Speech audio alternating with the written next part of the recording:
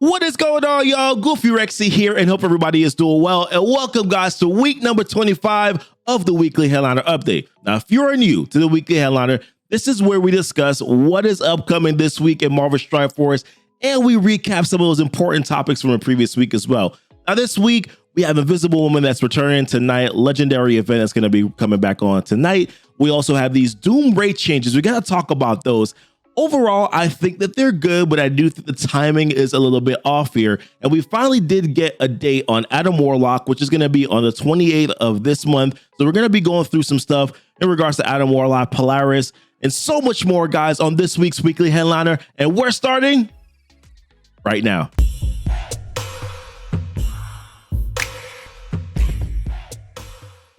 All right, welcome back, guys. And if it's your first time coming to the channel here and you would like to see some more Marvel Strike Force content, then consider hitting that subscribe button.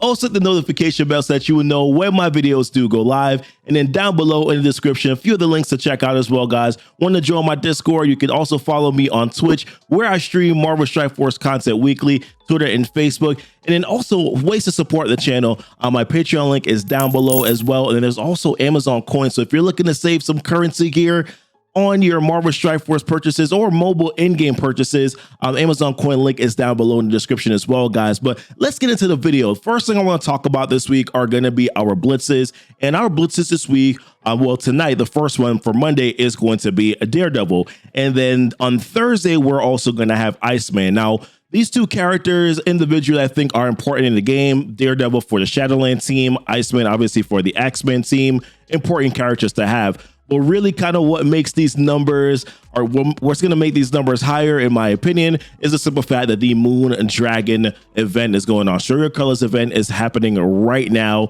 and people are blitzing like crazy to make sure that they can get those fragments to open up those orbs to get as many Moon Dragon shards as possible. So we'll still show the numbers here. I think this is from the Mystique Blitz. These were the prediction numbers from the Mystique Blitz here. We had 49 million for the top 1 to 100, top 1%, 34, well, basically 35 million, and 2 to 3%. So these were the prediction numbers. And in terms of where the numbers actually landed, I can only see the top 100 numbers.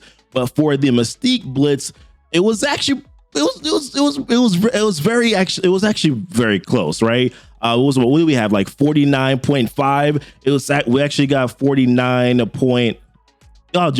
You saw it earlier, right? It was 49,200,000 is what the top 100 cutoff was. And on the Blitz prediction numbers here, it was 49.5. So very close prediction numbers. These guys are doing an amazing job to get you the numbers that you need to prepare yourself for these blitzes. But regardless, man, this week, the blitzes are going to be important before that Moon Dragon event anyways. But these are just some numbers to let you know if you are shooting for those shards, especially maybe for Iceman, right? Because Iceman is a new character. He's not farmable right now. Then you kind of have an idea what to kind of push yourself towards. And those Blitz prediction numbers, those are going to be going out, well, today for Daredevil, Monday for Daredevil, and then also on Thursday, you'll be getting those numbers for Iceman as well. All right, and as I mentioned in the opener, Invisible Woman, her legendary event is coming back tonight. So for those who are going to be unlocking Invisible Woman, congratulations to you guys. There's also some double drops going on right now for the Sinister Six characters that you need to unlock Invisible Woman for those campaigns. So definitely take advantage of that opportunity right now. But man, I'm gonna tell you this. I wish I had Invisible Woman right now for my Dark Dimension 4 run. I am getting shellacked in node 15. I'm on the last node right now of Dark Dimension, and I'm on the wave with those 2 Human Torches. And it's not an exciting experience for me right now. I wish I had Invisible Woman. I think she's definitely still a valuable character in this game. I know she's fairly easy to get right now, and she's on that quicker rotation, but I don't think that her value is any less. She's more niche, I would say, and you kind of have to be very specific in regards to whether or not you want to invest into her, because you have the symbiotes and they probably need biogear. If they need the biogear, right? If you're looking to invest into this Infinity Watch team, Falavel is a bio character. You probably want to put your gear into her, but I still think that if you have a chance to invest right now on my baby account, I'm using her in my arena with Kestrel, Silver Surfer, Zemo, and she's very clutch, being able to clear those buffs. Some of those negative effects that get landed, the ability blocks, the defense downs, a lot of that stuff I'm able to use Invisible Woman to clear. and also her ultimate ability, barrier, and also offense down on the enemy team. So definitely, in my opinion, still a valuable character. Players are still using her right now in Dark Dimension 4. But like I said, man, for those who are getting Invisible Woman, congratulations to you guys. All right, and another quick thing to talk about this week is Chaos Theory. This event is going to be on Friday. So this is where you can use your Wakandan characters to get those silver promo credits and then also get those gold promo credits as well. Just kind of a quick tidbit here.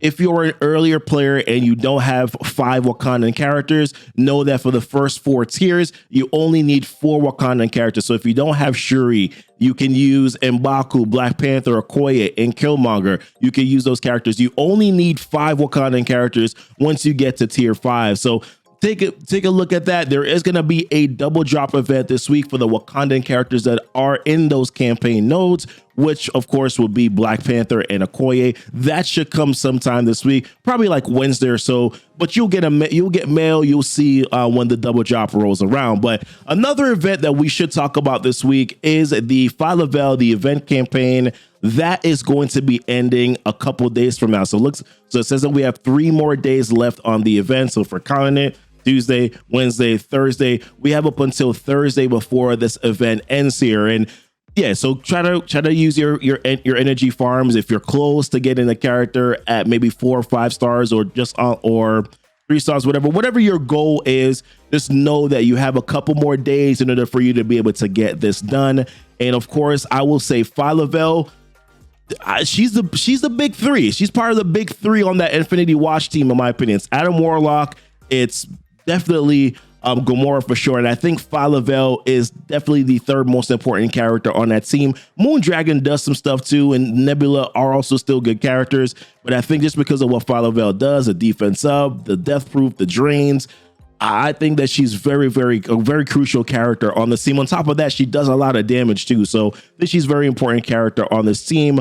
When this event does end on June 25th, they stated this back in a previous blog post. Let's pull this up right now. This was back on the 4th. On the blog post, they mentioned that we're going to be getting a T1 ISO 8 calendar. So they mentioned kicking off on June 25th local time. Log in every day for 7 days to earn T1 Ion Orb fragments, basic T1 ISO 8 orb fragments, and premium T1 ISO 8 orb fragments as well. Players who log in all 7 days will earn 40 basic T1 ISO 8 orbs, 10 premium T1 ISO 8 orbs, and then 10 T1 Ion orbs. So definitely will be helpful to get some of those ions, those ISO crystals that you definitely do need, especially now with those Doom raids and having those requirements, right, where you need ISO level 4 or ISO level 5, or even as we saw with this past event, you have to have, if you're going to be pushing for tier 6, tier 7, on some of these flash events. Well, the last flash event, the training mat flash event, you had to have ISOs equipped on characters for tier 5, tier 6, and then later on tier 7, which is going to be rolling back around again, I think probably in a month, right? So having these ions, these ISOs are definitely very important. And speaking of those ISOs and ion changes, let's talk about some of the things that they mentioned last week in a blog post as well for those Doom raids. Right, so last week on the 17th, we got this update from Scopely about Marvel Strike Force in regards to ISO 8 campaigns and just Doom raids in general. So mentioned here, there were recent significant changes to the Doom raids, incorporating T1 ISO 8 requirements and granting rewards of T2 ISO 8. While these changes are important to how players will progress in the future, we understand it was a bigger leap than anticipated, you think? To help provide a smoother transition into updated Doom Raid, there are several actions that are being taken. So it's talked about here the return of the Doom Raid in First Strike. One of the pieces of feedback is that certain levels of alliances were no longer able to complete Doom Raid by at least 30% with the updates, thus cutting off access to certain rewards, including the highly prized character shards for Silver Surfer.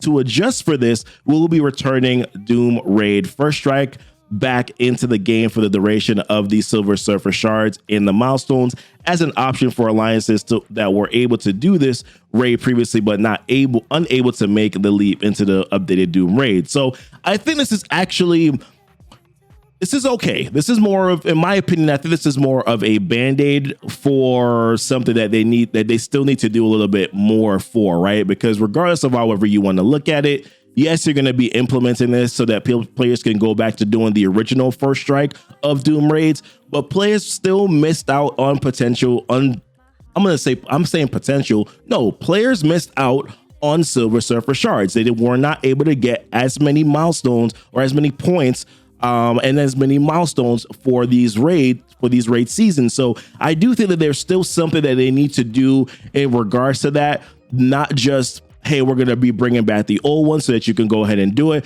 Still, for weeks, players have not been able to enter into it. So I think at best, they probably should at least extend the milestones a little bit, right? To make sure that, hey, for the time that they have lost, then also make sure that they are going to be able to get another chance to still get those Silver Surfer shards. So I think at a bare minimum, they definitely should extend the milestones so that players can get those shards that they potentially lost. So they talked a little bit more about Doom First Strike will be identical to how it was previously before, no updates to the difficulty or rewards. So that means when they say no updates to difficulties or rewards, that means that Doom First Strike most likely will not have those blue ISOs. So the only version of those blue ISO, only chance that you get to have those blue ISOs is if you do the one where you have the ISO requirements. I just want to make sure that this is clear. Doom First Strike will be identical to how it was previously with no updates to difficulty, but then also the rewards. So just so that everybody can read that clearly, Doom First Strike, just as it was before, no rewards, which includes those blue ISOs that they were referring to. The card is to access the raid will be embedded with the Doom raid, so they're gonna make sure that you can see it clearly, those Doom raids. But apart from that, they also talked about some of the ISO updates that they're gonna be doing for players as well, or some of the increases with ISOs. As mentioned in the previous post, we will be increasing the availability of T1 ISO 8 to help players enter the updated version of Doom Raid with the T2 ISO 8 rewards. Additionally, there will be updates to the ISO 8 campaign rewards, including, and I actually think that these rewards are relatively good. All T1 ISO 8 crystal drops will increase from 1 to 2 times. Missions with 24 ISO 8 will drop 2,000 ions. 2,000 T1 ions was 1,000. So you're going to be getting double that, which obviously is extremely helpful. And 240 T1 basic ISO 8 orb fragments. Okay. Missions with the cost of 12 ISO 8 campaign energy will drop 1,000 T1 ions. Previously, before it was 425, and then 40 T1 basic ISO 8 orb fragments. Okay, good. And then missions which cost 12 ISO 8 campaign energy will be able to be cleared 20 times before the player has to spend HC to refresh them. So the idea here, I guess, is that they're trying to give you more value out of you actually doing your campaign farms. My understanding is that they're also, if I didn't read it and I just missed it, there are supposed to also be adding some other additional things to the campaigns. I might have read it already, but probably just once over it. But the intent with these changes is to allow players to more effectively target specific crystals via missions that cost 12, which is true, right? Because if you're farming, let's say Minerva, because you need support crystals, because you're trying to bring her up to ISO 5, being able to have access to farm it 20 times as opposed to farming it 10 times will definitely help the player to be able to get the ISO crystals that they actually want. So overall, these changes are good. It's just too late or not too late, but it doesn't make you fully whole right now. They're mentioning that they're targeting, making sure that these go live in version 5.5, which in all honesty, I mean, it just seems like it's way too long. You're still missing out on access to doing those raids right now. You're still missing out on access to gaining those or recuperating those Silver Surfer shards that you had before, and you're still not able to get the more ISOs that you need at the current moment. I hope I said that right, but you get my point. Like you're still sort of missing out here. This would have been a welcome change had they done this before 5.4, right? So if this was something that was released in 5.3, I think that it would have been, okay, well, we're preparing for something. And then in 5.4, they're introducing these Doom raids. And I feel like it would have been a little bit more received. So let me know what your guys' thoughts are. Like I said, I think the changes are okay, but I think that potentially they might just be too late. And having to wait for version 5.5 just seems like a really, really long time, because ultimately it is a very long time. And right now, if you're looking to get those blue ISOs, if you're looking to get more ISOs to get yourself into these Doom raids, you're not going to have access to being able to do that right now. Yes, you have the campaign mischief. Yes, they're going to be giving you the calendar, but still at the end of the day, it doesn't make you whole right now. But overall, like I said, it's a good change. Just would have liked it to be a little bit earlier and for them to make this change right now, in my opinion. All right, and this week as well is Polaris. So Polaris' Strike Pass is going to be ending. That's going to be a couple of days from now as well. Actually, pretty much basically a day from now is when the Polaris Strike Pass is going to end. We did get some information here on who the next, or at least through data mines, who the next character, potential character is going to be for Strike Pass, which is going to be Misty Knight, which we saw here through data mines over this past weekend. Ideally, I would have preferred another character to go there. There's a few that come to mind: Bishop, Moon Knight, White Tiger. I mean, Iceman, even though they have a Blitz for him this week, we know Kitty Pryde is already in the RTA pass, but I would have preferred other characters other than Misty Knight, in my opinion. She's a war defense character. She's cool, and I like her. Like the model is great. What she does on war, fine, but war defense character, I would have preferred another character, in my personal opinion. But back to Polaris here. We got some news on Polaris this week. We also got some news as well on Adam Warlock, right? So we know that the legendary event for Adam Warlock is going to be on the 28th. And a lot of the questions that we had as players is, where else is Polaris going to be? How are we going to be able to obtain shards for Polaris? We didn't see her in any of those orbs, the Quantum Guard orb. We didn't see her in the Unity orb. So we were wondering, where is Polaris going to be? How are we going to be able to get some shards? So we saw from the calendar here that it looks like over the X Factor calendar that you're going to be getting, what you're going to need to, which provides some shards to prepare you to get Adam Warlock on the 28th. We saw that there are 10 shards available for Polaris, which I think is it's a decent gesture, right? And so it's better than what we could have expected. Usually the newer characters, you only get 5 shards for them. And then the older characters, like let's say, which really is like Shatterstar and Longshot, you would get those shards a little bit more often. You get what I'm saying, right? You would normally wouldn't get Polaris, but I think Polaris is actually very favorable for a lot of players because she hasn't been available anywhere else. We do know, however, where she is going to be going. She's going to be going into Cosmic 1/6, and that will be tomorrow, which is essentially 6 days away from the legendary event. But I will say this, although I do think that, yes, they waited a little bit longer to do this. This is kind of their norm, in my opinion.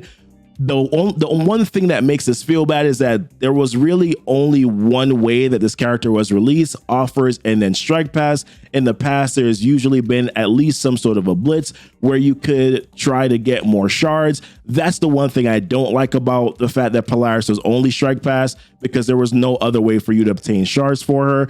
But all is not lost. June 22nd is when she's going to be available to be farmed in Cosmic 1/6. But you will also get some additional days to farm Polaris, because keep in mind that the Adam Warlock legendary, or these new legendary events, usually last a couple more days than normally a rotation on a legendary, it's 3 days. With Adam Warlock, or with, like we saw with Jubilee, those typically last about 5 to 7 days. They're a little bit longer, so you will have some extra time for you to farm Polaris, but I get the idea and the gripe. But I will say that all is not lost. This is typically what they do with new legendaries anyways. It's not usually easy for players to get them on first pass. It's usually better for free-to-play players to get them on the second pass. So while this does kind of feel sort of bad, I do think that this is kind of the norm that they've done in Marvel Strike Force. Only thing being that this time, only Strike Pass was the only way to get Polaris. There are usually other ways for you to get character shards for a new legendary that's coming to the game. They want to talk about this one other thing that I thought was really interesting and wanted to kind of shed my light on this. So I saw a couple of videos this week talking about this data mine here. Power up Infinity Watch with red stars. Infinity Watch now controls red star orbs for a limited time. All-star red star orbs have an increased drop rate of 4% for each of the following Infinity Watch characters: which would, of course, be Adam Warlock, Gamora, Moondragon, Nebula, Phyla-Vell. So I think a lot of players were a little concerned about the fact that there's no 15% featured or mentioned in the data mines for Adam Warlock. I am going to reserve my thoughts in saying that I remember them doing this before for other legendary characters for a legendary team. So I remember Doc Ock, I believe other Sinister Six characters had a boosted drop rate or at 4% for other characters on the Sinister Six team. I think Ebony Maw, they had the same situation where there was a 4% drop rate for all the characters for the Black Order team. So this to me seems like a norm that they normally do whenever they're releasing and introducing new legendary characters. So I do think that there still will be the 15% boosted drop rate for Adam Warlock when his event does go live. So this to me just seems like a normal thing that they do for the legendary team character that they're normally introducing. So listen, this is pretty much it for me for this week, guys. Love to hear your thoughts on any of these items that we went through. Some of the stuff I didn't even really fully expand upon because I don't want to take too long expand upon those different types. I might do it in a separate video if there's a specific topic that you want me to talk about here. So just leave that in the comments. But appreciate you guys watching the video so much. Y'all be blessed and y'all be safe.